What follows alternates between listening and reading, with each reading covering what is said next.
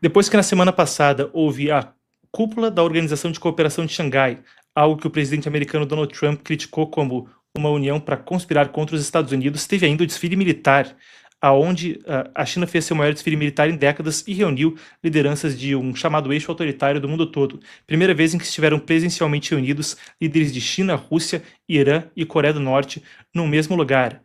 Celso Amorim e Dilma Rousseff também estavam por ali.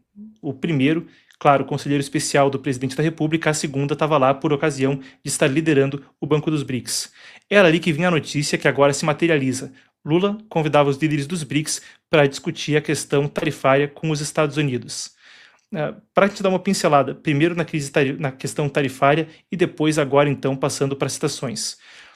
Em uma breve recapitulação, o Brasil enfrenta tarifas 50% as mais altas do mundo, junto com a Índia, dos Estados Unidos, enquanto uma parte grande da pauta exportadora está isenta disso, tem aí uma série de flexibilizações. Fato é que isso gerou a maior crise diplomática na história dos dois países. Isso porque, como nessa semana se encerra então o julgamento do ex-presidente Jair Bolsonaro, é precisamente o que foi citado pelo presidente americano como uma caça às bruxas. Não só isso, está aberta uma investigação comercial sob a seção 301 da Lei Comercial Americana, na qual se apura práticas injustificadas, discriminatórias e injustas contra empresas americanas pelo Brasil. A coisa não está muito boa para o governo se a gente passa, pelo menos, pelo que é protocolado ali como inputs, como depoimentos para essa investigação. Sindicatos, incluindo mais de 80 companhias de Big Tech, estão entre aquelas que protocolaram, então, a questão de informação, deram documentos a essa investigação e falaram que o ambiente regulatório, a regulação das redes sociais aqui, é uma coisa badernada e difícil de navegar, o que torna quase inviável a operação dessas redes. Cada vez mais o debate público se acalora sobre isso e cada vez mais se colocando na posição de um executivo de Big Tech parece um ambiente muito difícil de operar. Isso sem nem falar da tensão política. Agora, à luz desse ambiente e com o contexto que a gente tem que ter, vamos falar do que foi essa cúpula dos BRICS. Aconteceu virtualmente, alguns países, Índia, exemplo, estiveram com seus ministros das relações exteriores, mas para Brasil e para a China esteve Lula então e Xi Jinping. Eu pedi que a nossa apuração resgatasse parte do que disse o presidente brasileiro. A gente deve ter aqui algumas das falas deles, vamos conferir juntos. Lula então pontuou o seguinte, na cúpula do Rio de Janeiro, mostramos que o BRICS é capaz de apontar soluções concretas para os dilemas enfrentados pela humanidade. Aprovamos decisões importantes em matéria de mudança do clima, saúde global, governança da inteligência artificial e integração econômica comercial. Passados apenas 2 meses, vivemos um mundo de crescente instabilidade. Está cada vez mais claro que a crise da governança não é uma questão conjuntural. Pessoal, sei que estou usando um vocabulário, umas palavras carregadas aqui na reportagem, e também, claro, um discurso protocolar de um presidente tende a ter palavras mais densas, a gente já vai desdobrar sobre letrinhas em detalhes. Mas, continuando então, passados apenas 2 meses, vivemos um momento de crescente instabilidade e está cada vez mais claro que a crise de governança não é uma questão conjuntural. Os pilares da ordem internacional criada em 1945 estão sendo solapados de forma acelerada e irresponsável. A Organização Mundial do Comércio está paralisada há anos. Em poucas semanas, medidas unilaterais transformaram em letra morta princípios basilares do livre comércio, como as cláusulas de nação mais favorecida e de tratamento nacional. Agora assistimos ao enterro formal desses princípios. E, de fato, conversas sobre mudanças na ordem global como essa, que, se o presidente brasileiro usou aí a palavra, que não são questão conjuntural, são parte da retórica que se intensifica nos BRICS. Lula também pontua questões quanto à Venezuela, como a gente pontua, como a gente traz à tona aqui, mesmo na capa do vídeo. Ele falou a respeito, vamos passar pelo que ele disse, é coisa interessante, a gente seleciona só trecho, a gente não vai passar pela fala inteira. No vazio de tantas crises não solucionadas, o terrorismo continua a assombrar a humanidade. O Brasil repudiou o sequestro e assassinato de inocentes pelo Hamas, bem como os atentados na Caxemira, ele se refere ao conflito Paquistão-Índia. Sabemos que o terrorismo não está associado a nenhuma religião ou nacionalidade, também não pode ser confundido com os desafios de segurança pública que muitos países enfrentam. São fenômenos distintos e que não devem servir de desculpa para intervenções à margem do direito internacional. A América Latina e o Caribe fizeram a opção desde 1968 por se tornar livres de armas nucleares. Há quase 40 anos, somos uma zona de paz e cooperação. A presença de forças armadas da maior potência do mundo no Mar do Caribe é fator de tensão incompatível com a vocação pacífica da região. Aí está então a manifestação quanto às forças dos Estados Unidos no sul do Caribe, que já são suficientes para basicamente conquistar militarmente em combate qualquer uma das forças armadas da América do Sul. É a primeira vez publicamente que o Lula se manifesta dessa forma, endereçando diretamente então aquilo no Caribe. Um pouco de contexto.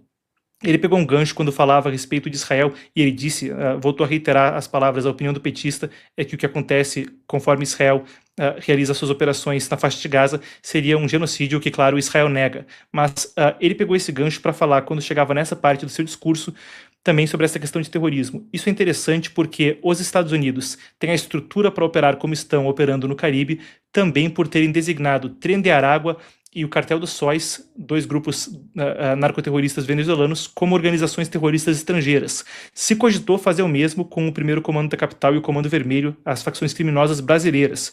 E isso traz também um pouco desse tom. Uma última fala que a gente separa do discurso do petista é que o BRICS já é o nome da defesa do multilateralismo.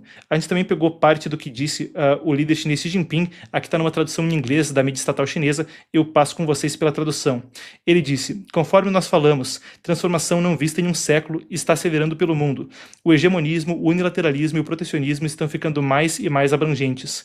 Guerras comerciais e tarifárias realizadas por um certo país severamente disruptam a economia mundial e minam regras de comércio internacional. Nesse momento crítico, países dos BRICS estão na vanguarda do sul global e devem agir de acordo com o espírito dos BRICS de abertura, inclusividade e cooperação ganha-ganha, defender conjuntamente o multilateralismo e o sistema multilateral de comércio, avançando uma maior cooperação dos BRICS e construindo uma comunidade com futuro compartilhado para a humanidade. Uma comunidade com futuro compartilhado para a humanidade são as palavras que o Partido Comunista Chinês tem utilizado para a implantação foi o que eles substituíram na retórica da época maoísta, quando se falava, então, de expansão do movimento comunista internacional globalmente e da imposição, como foi na China com golpes de Estado, de ditadura sob partidos comunistas no mundo todo. O discurso mudou para adotar esse termo e quando se refere ao que isso quer dizer, as palavras são sempre muito vagas, cooperação ganha-ganha. Para discutir o assunto aqui com a gente, eu trago agora nossa editora de China, também analista internacional com o Epoch Times, para nos ajudar a desdobrar o assunto, eu recebo a Manuele Coure. Vamos lá então, Manu, boa tarde, obrigado por estar conosco. Eu vou começar pelo seguinte, são muitas coisas para a gente desdobrar e a gente pincelou alguns dos aspectos aí. Eu estava trazendo a minha cópia aqui da Maratona de 100 anos. Eu pedi perdão aí pela indelicadeza, só para o público conseguir ver, eu me coloco na tela. Isso é a Maratona de 100 anos, e já retorno contigo. Isso é a Maratona de 100 anos, um livro do Michael Pillsbury, talvez o principal especialista em China que há no Ocidente. Ele trabalhou lidando diretamente com o Partido Comunista Chinês na ONU e antes também lidando com os soviéticos na ONU durante a Guerra Fria. Na Maratona de 100 anos, ele documenta a partir de fontes próprias de inteligência e também de fontes publicamente disponíveis que a busca do Partido Comunista Chinês por substituir os Estados Unidos como a potência hegemônica global. Eu estou citando isso aqui de referência, Manu, para a gente começar a nossa conversa com a seguinte pergunta. Em uma entrevista conosco aqui no Epoch Times, a gente já entrevistou o Michael em outras ocasiões, ele falou que a China estava, ao longo das últimas décadas, lentamente combatendo uma guerra silenciosa com os Estados Unidos, de tal forma que eles não queriam que os Estados Unidos percebessem que havia esforços deliberados e crescentes para uma substituição da ordem internacional, colocando o Partido Comunista Chinês como agente primário. Na última entrevista que a gente fez com ele, que foi publicada numa revista do Epoch Times em 2023, ele falava que o que os chineses não querem é dar para a América um momento Sputnik, uma ponte de epifania, onde eles percebam o que está acontecendo e comecem um debate de fato aberto a respeito de como lidar com isso e como se daria alterações no sistema global a partir daí. Sob o governo Trump, a partir das frases que vêm do americano e a partir das frases que vêm em fóruns como os BRICS, cada vez mais anti-americanos, parece que esse momento chegou. Qual a sua reação, então, às falas que a gente tem vindo dos BRICS? E te pergunto já com essa avaliação que eu trazia do Michael Pillsbury. Chegou esse momento, a retórica se tornou mais aberta e isso está sendo discutido abertamente da sua perspectiva? Por favor, Manu, bem-vinda.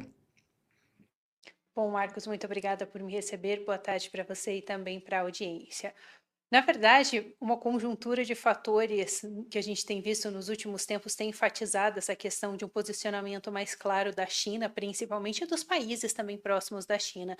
Claro, a gente teve essa conferência virtual agora, onde eles falavam sobre a questão do multilateralismo.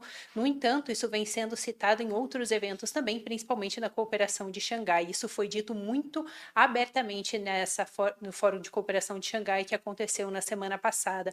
O Brasil não estava presente, no entanto, entanto, a gente teve a presença de vários outros países que também participam do BRICS, como, por exemplo, o Irã e a Rússia também, além da Índia. E, nesse momento, a China, inclusive, chegou a comentar sobre a criação de um novo centro de iniciativa de governança global. E é interessante a gente analisar tudo isso, porque enquanto a gente tem declarações cada vez mais explícitas de que a ideia seria realmente a criação de uma nova ordem mundial, e vale destacar aqui porque esse geralmente era um termo associado com teorias da conspiração. No entanto, tudo isso foi muito confirmado, digamos assim, tanto por Vladimir Putin quanto por Xi Jinping naquele Fórum de Cooperação de Xangai, tanto que Vladimir Putin também comentou sobre a criação de novos sistemas financeiros, juntamente com várias declarações de Xi Jinping também sobre isso, onde eles falavam sobre não ter realmente mais o uso do dólar e criar um sistema financeiro que seria separado dos Estados Unidos. Então, só estou trazendo tudo isso aqui, porque geralmente falar sobre a criação de uma nova ordem global é algo considerado conspiração, mas agora a gente tem realmente declarações desses líderes trazendo tudo isso para a gente. E é interessante porque na verdade, o discurso desses líderes, principalmente de Xi Jinping, ele difere muito das ações da China. Porque enquanto a gente vê, por exemplo, algumas declarações falando sobre o multilateralismo, sobre a oposição ao hegemonismo ou mesmo ao imperialismo, as ações do regime chinês nos últimos anos têm mostrado um posicionamento diferente. Por exemplo, uma questão que na verdade a gente até vem discutindo aqui é como, por exemplo, os incentivos do regime chinês, os subsídios do regime chinês têm feito com que empresas muito ligadas ao Partido Comunista Chinês dominem cada vez mais o cenário global. A gente vê isso muito com a Huawei. Atualmente, a Huawei é uma das principais fornecedoras de tecnologia para o setor de telecomunicações. Eles fornecem, de acordo com a própria Huawei, cerca de 30% desses equipamentos de tecnologia para o setor de telecomunicações, passando inclusive empresas ocidentais como, por exemplo, a Nokia e a Ericsson. E vale ressaltar aqui que nos últimos anos a Huawei ela foi barrada em vários países, como por exemplo Estados Unidos, Suécia, Austrália, Canadá, justamente por preocupações de laços diretos da Huawei com o setor militar do Partido Comunista Chinês. E, nos últimos tempos, vários estudos têm mostrado os grandes subsídios do regime chinês para a Huawei. Por exemplo, em 2019, o Wall Street Journal, eles fizeram uma longa pesquisa mostrando que nos últimos anos, até 2019 pelo menos, o regime chinês já tinha investido na Huawei 75 bilhões de dólares em subsídios. Diferentes formas de subsídio ali. Mas, em resumo, nos últimos anos, claro, a gente tem visto então a atuação cada vez maior da Huawei em outros países, muitas vezes porque essa empresa consegue oferecer serviços e produtos muito mais baratos do que a concorrência. E por que tudo isso? Justamente por conta desses subsídios do regime chinês. Agora, o que torna a situação tão delicada? A situação ela se torna complexa quando a gente vê, por exemplo, algumas atitudes do regime chinês que podem comprometer a independência e até mesmo a soberania de outros países. A gente viu isso acontecendo em 2021 aqui no Brasil, quando a gente estava tendo o leilão, onde a princípio o governo que estava sob Jair Bolsonaro na época queria barrar a atuação da Huawei aqui dentro do Brasil, porque justamente já tinham preocupações nessa época com essa questão de laços no setor da Huawei com o setor militar do Partido Comunista Chinês.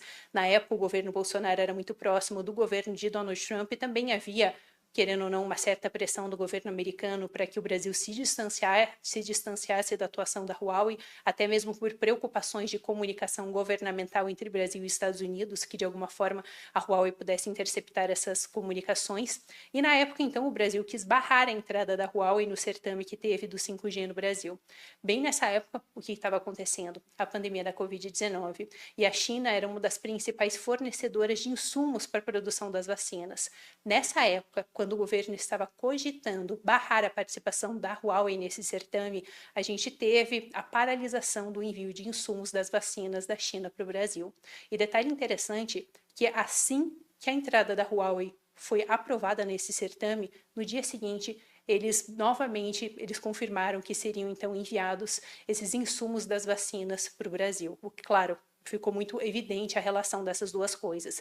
E isso não foi feito somente no Brasil, isso na verdade é conhecido como a diplomacia das vacinas, onde o regime chinês estava tentando utilizar o insumo das vacinas para obter vantagens competitivas ou comerciais em outros países, querendo ou não, violando, né, o direito de escolha do Brasil e a soberania. E eu só estou dizendo isso porque, diante desse discurso, onde se critica a hegemonia dos Estados Unidos e se defende um multilateralismo, a gente vê, na verdade, o regime chinês, na verdade, controlando vários setores através dessas empresas que têm ligação direta com o regime. E só um último adendo aqui que é interessante para a gente compor, na verdade, esse debate, é que isso não tem acontecido só no setor de telecomunicações. A gente vê isso acontecendo, por exemplo, até no setor de veículos elétricos. A BYD, ela tem um financiamento muito grande, um subsídio muito grande do Partido Comunista Chinês, e não somente a BYD, mas outras empresas também de veículos elétricos. E nos últimos anos, na verdade, o regime tem dado muitos subsídios para todo esse setor de energia verde. E é interessante porque nos últimos tempos tem tido um estímulo muito grande para que os países migrem para as energias verdes, seja, por exemplo, através da utilização de painéis solares, entre outras coisas. No entanto, a gente vê o regime chinês indo para um lado oposto. Por exemplo, no ano passado, um estudo de energia verde demonstrou que, na verdade, a China teve uma produção de energia com base em carvão que foi a maior em 10 anos. Isso sendo que em 2021 a gente teve um encontro que foi liderado pelos Estados Unidos e que a China estava presente, onde eles se comprometeram que nos próximos anos eles iam pelo menos estabilizar a produção de energia a carvão e nos próximos anos, a partir do ano que vem, eles iriam diminuir. Então eu só estou falando tudo isso porque, por um lado, a gente vê realmente um discurso de multilateralismo, só que de outro a gente vê, na verdade, uma atuação cada vez maior do regime chinês, uma dominação através dessas empresas que são altamente subsidiadas pelo Partido Comunista Chinês. Então parece que, na verdade, o discurso ele não casa realmente com o que tem sido feito pelo regime nos últimos anos. Manu, você pintou um panorama interessante no qual, ao mesmo tempo que se fala a respeito de opor hegemonismo ou proteccionismo, o Partido Comunista Chinês também tem agido em um sentido, e isso é até coisa similar ao que acontecia no século passado, né? E era uma coisa tradicional quando se falava dos regimes comunistas do século passado. Eu até faço sempre uma brincadeira, que se você pegar a República Democrática Popular da Coreia e a República da Coreia, adivinha qual é uma ditadura e qual é uma democracia? Pegar a República Popular da China e pegar a República da China, qual é uma democracia e qual é uma ditadura? E por aí vai mesmo quando a gente pega diferentes países que tiveram esse tipo de situação de estar apartados em uma parte democrática e uma parte totalitária. Estou falando disso para trazer à tona o seguinte: esse mesmo tipo de confusão com nomenclatura também era coisa comum da era soviética. Por exemplo, faziam as organizações pela paz, sempre presididas por líderes soviéticos comumente envolvidos em invasões. Faziam aí a... Tinha... Qual era que era interessante nesse tipo de exemplo? O movimento dos países não alinhados, que não estavam alinhados com ninguém, mas eram presididos pelo Fidel Castro. Então, nesse tipo de coisa, muitas vezes existe um eufemismo, onde uma palavra fica com rótulo para outra. E eu queria pegar um gancho para a gente falar disso à luz da palavra multilateralismo, porque você também tem dado notícias a respeito desse assunto. Quando a gente fala sobre a questão de multilateralismo e sobre o sistema internacional, questão de regras da ONU, você pintou um cenário onde, apesar de se falar em não ter hegemonismo, existem práticas de dumping que violam os princípios que supostamente são citados aí, então, pelo chefe do regime chinês. Agora, na ONU, o tal multilateralismo foi amplamente, de certa forma, subvertido pelo regime chinês, e você tem acompanhado sobre como em órgãos internacionais há pressão por parte do regime chinês para que, valendo-se dessa estrutura supostamente aberta, haja pressão tanto na questão de direitos humanos quanto a dissidentes individualmente, quanto para que haja uma preferência pelo regime chinês em agências. Então traz para a gente um pouco sobre a relação entre o Partido Comunista Chinês e as Nações Unidas e esse sistema chamado multilateral citado aí, quais são os relatos e qual a credibilidade deles quando a gente fala das acusações de que o regime chinês estaria se envolvendo para subverter esse sistema a seu favor, enquanto mantém o discurso de que esse sistema tem que estar aí a qualquer custo. Perfeito, Marcos. Bom, eu acho que primeiramente um fator que é interessante a gente analisar antes disso tudo é porque a gente viu, claro, agora a retirada dos Estados Unidos de várias dessas organizações, e um dos principais pontos que o Donald Trump fez foi que não fazia sentido os Estados Unidos estarem nessas organizações, serem um dos principais financiadores dessas organizações, se muitas vezes essas organizações acabavam no fim atendendo ao regime chinês. Isso foram declarações de Donald Trump. Mas é interessante porque nos últimos tempos realmente o regime tem aumentado a sua atuação nessas organizações. E a gente viu isso muito, por exemplo, na Organização Mundial da Saúde, principalmente ali durante a pandemia, vieram várias denúncias, como, por exemplo, o fato de que a entrada do Tedros Adhanom, que era o presidente da Organização Mundial da Saúde, agora ele saiu, mas que ele teria entrado muito realmente por um apoio chinês. Na época, até vale destacar, ele foi a primeira pessoa que não era realmente um médico, que entrou como líder da Organização Mundial da Saúde, e ele foi o primeiro africano também que entrou ali, e eu só estou trazendo esses pontos porque geralmente o perfil dele divergia um pouco das outras pessoas que tinham liderado a organização. Só que é interessante porque ele é uma pessoa que no começo não tinha tanto apoio, e esse apoio veio justamente de um grande lobby que o Partido Comunista Chinês fez na Organização Mundial da Saúde para que ele fosse aprovado como um líder dessa organização. E vale destacar ainda que na Etiópia, que é o país de origem do Tedros Adhanom, ele fazia parte de uma organização maoísta. Então, já mostrando, querendo ou não, um alinhamento com o regime chinês. Só que todas essas acusações, elas começaram a ficar muito evidentes e começaram a vir mais à tona, porque justamente a gente teve umas incongruências durante todo esse período da pandemia, como, por exemplo, algumas investigações falhas sobre a origem do coronavírus, o fato de que, por exemplo, o Partido Comunista Chinês só anunciou para a Organização Mundial da Saúde que eles tinham um problema de pandemia realmente no país um mês depois deles descobrirem. E geralmente esse é o tipo de alerta que os países precisam dar para a Organização Mundial da Saúde 24 horas depois. Então a gente teve, por exemplo, vários relatórios mostrando que nesse primeiro mês o regime chinês, por exemplo, proibiu os voos nacionais, não permitindo que as pessoas viajassem de um lugar para o outro dentro da China, mas eles continuaram permitindo os voos internacionais. Várias outras questões que, de acordo com os relatórios divulgados tanto pelo governo americano quanto por países europeus, destacaram que isso realmente ajudou a propagar muito mais rapidamente esse vírus que poderia ter sido contido.